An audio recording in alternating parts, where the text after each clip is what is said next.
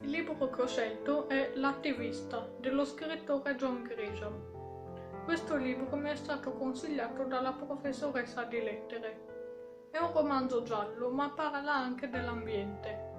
La storia narrata è molto coinvolgente e avvincente.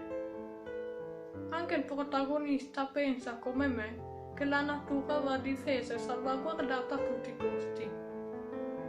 Theodore Boone, il protagonista, organizza una protesta e tutte le persone che partecipano indossano una bandana gialla. Quindi il giallo e il verde sono i colori simbolo della protesta. Il giallo è il colore delle bandane, mentre il verde è il colore della natura.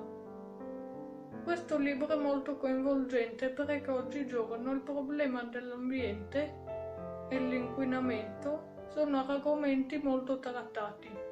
Infine lo slogan del libro è "Insieme si può fare".